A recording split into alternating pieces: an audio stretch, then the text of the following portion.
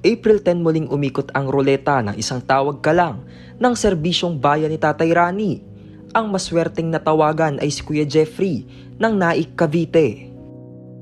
Jeffrey, magandang hapon sa'yo. Magandang hapon din po, Tatay Rani. Anong hanap buhay mo, Jeffrey? Anong trabaho mo?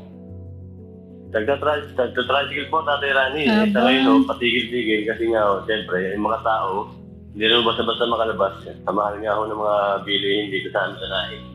Lalo-lalo na ako gasolina.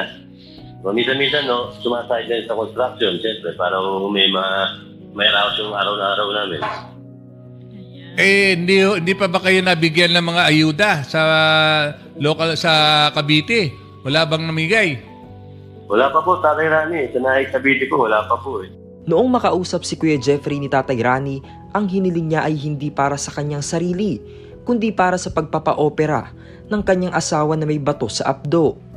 Si Jeffrey Monseo, yung nanalo po kahapon sa inyo sa isang tawag ka lang. Ako po si August Paloma, asawa po ni Jeffrey Moniseo. Siya po ang asawa ko, yung pong sinasabi ko sa inyo ma-operat sa bato sa abdo.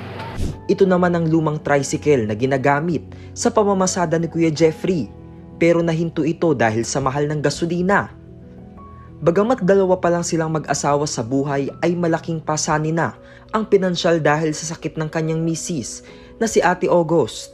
Dahil po kanyang mga record sa ospital, kaya po kami napilitang pumila sa 13 matres na ospital po. Taong 2023 nang madiagnose na may bato sa abdo si Ate August. Sinunod niya naman ang resetang gamot ng doktor, pero kinailangan pa rin siyang maoperahan. Ito pong March, ay tumumupong bukol sa ilalim ng sikmura ko.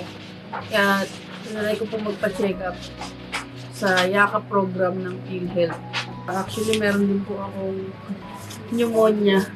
Kaya ngayon po, nagkataon naman po na may krisis sa bansa natin. Ito nga po, mahal ng gasolina, mahal ng bayarin, mga gastusin, mga bill sa bahay.